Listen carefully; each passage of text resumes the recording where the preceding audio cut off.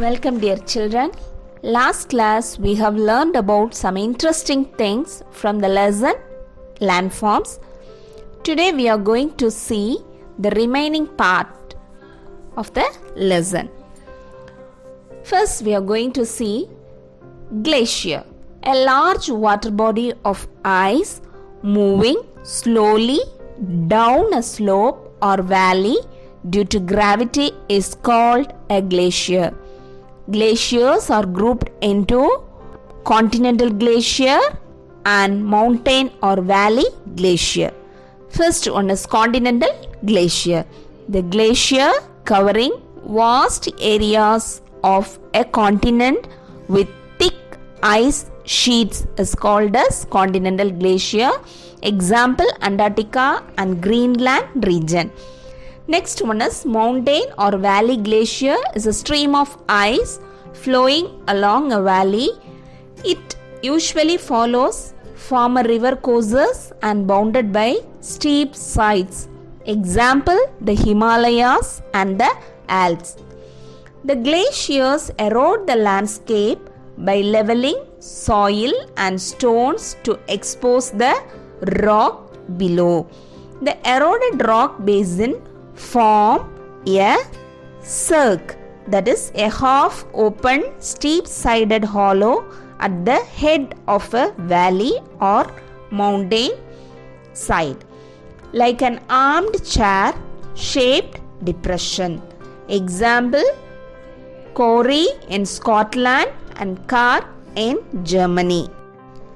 As the ice melts, they get filled up the cirque with water and become beautiful lakes in the mountains called as Tarn Lake. How are arids formed? An arid is a thin crust of rock left after two adjacent glaciers have worn a steep ridge into the rock. Already we have learned V-shaped valley. Now we are going to see the formation of U-shaped valley. U-shaped valley is found beneath the glaciers, which is deepened by the erosion. The material carried by the glacier are big and small rocks, silt, etc. These deposits form glacier moraines.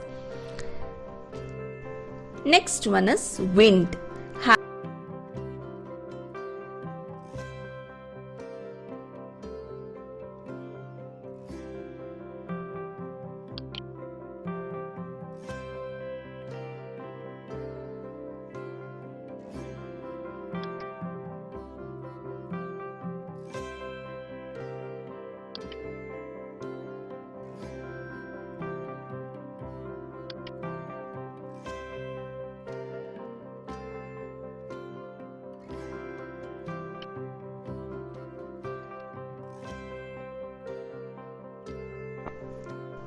Next one is wind. Have you ever visited a desert? If not, try to collect some pictures of sand dunes. An active agent of erosion and deposition in the deserts is wind. In deserts, you can see rocks in the shape of mushroom, commonly called mushroom rocks. We used to have this for cooking. Mushroom is a thing we used to have this for a cooking. Likewise, this rocks is like the shape of a mushroom.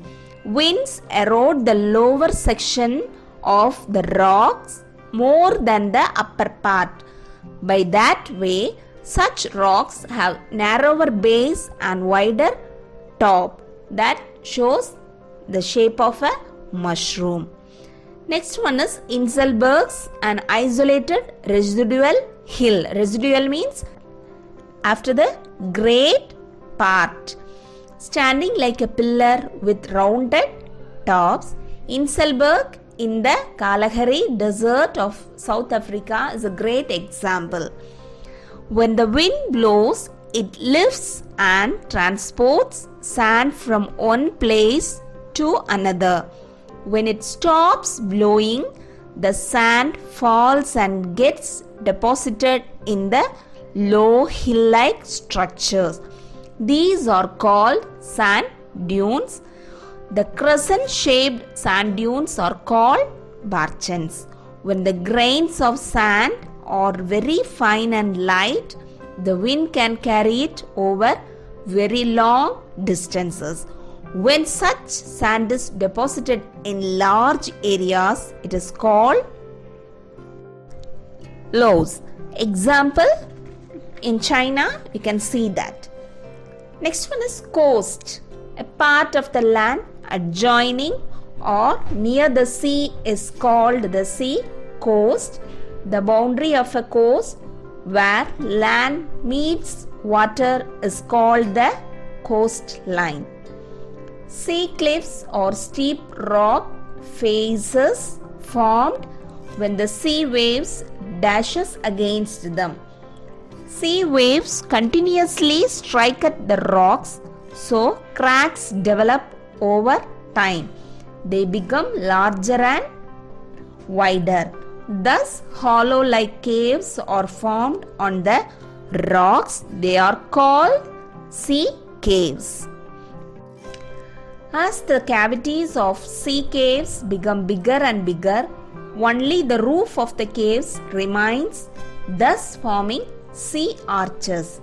Heavy erosion breaks the roof and only wall are left called stacks. The sea waves deposit sediments of sand and gravel along the shores forming beaches. We like to see beaches, right? Enjoy in the beach. The first longest beach in the world is the Miami Beach in South Florida in USA.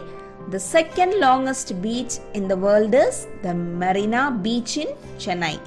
Lagoon is a shallow stretch of water partially or completely separated from the sea.